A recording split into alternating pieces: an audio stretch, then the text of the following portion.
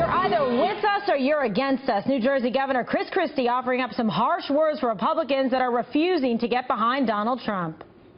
My talk yesterday in that meeting was pretty direct, and it was enough of everybody complaining. And you're a Republican, it's time to get on board and help the nominee. Or if you don't, you're helping Hillary Clinton be elected president. One or the other. There's no choice anymore. We now know who the two nominees are going to be. There's no speculation any longer. So if you're a Republican and you're not helping Trump, then you're helping Hillary. So, is Governor Christie right? Chairman of the American Conservative Union, Matt Schlapp, goes on the record. Good evening, Matt. So what do you make of Christie's words? And, you know, this is a guy who's very loyal to Trump, jumped in right away to help him, and let's be honest, did a leg sweep on Marco Rubio at the debate that really did benefit Donald Trump.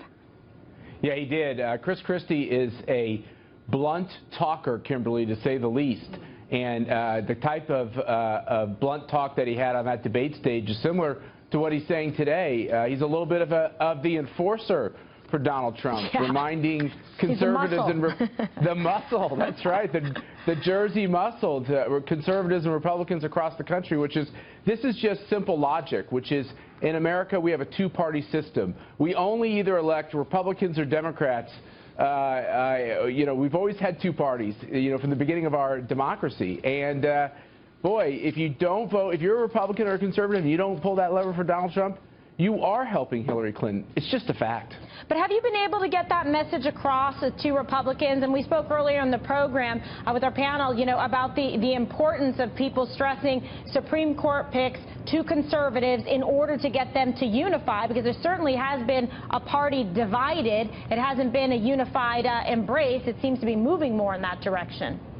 Well, you know, my take on this is a little different from Christie's.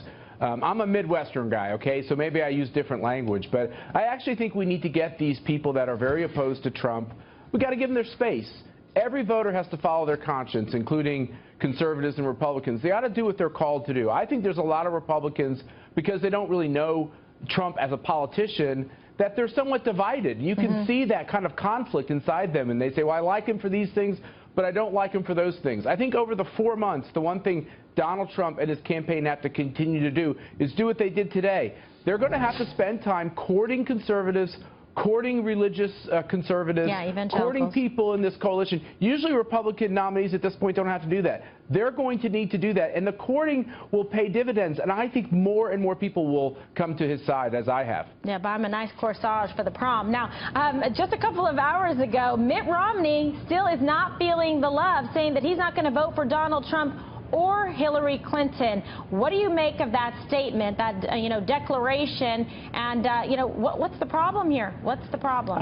It's the same thing for Mitt Romney. He has to follow his heart and follow his conscience. But I have to say, I'm rather disgusted by it, because I, like a lot of other conservatives, pulled the lever for Mitt Romney. My wife and I wrote him a check.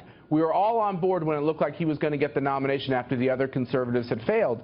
And that's the way this process works, and that's what every candidate signs up for. He is such a sore loser. He is not helping his cause, and it makes it look like he actually should have run for president. And that's what he should have done. You know, Kimberly, he is still calling some of these candidates who ran for president and other people, urging them to run as a third party. He is doing everything he can to hurt the Republican Party. And you know what? His father did that to Barry Goldwater, and I think all of us are rather disgusted by this display of being a spoiled sport. Yeah, I think it's pretty disturbing, because we would have liked to see this fire when he was running, you know, previously, and was afraid to do a knockout punch. Remember that debate with Candy Crowley? Oh, yeah.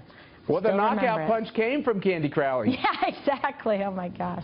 All right. Well, Matt, thank you so much. It's really been a pleasure. Thanks, Kimberly.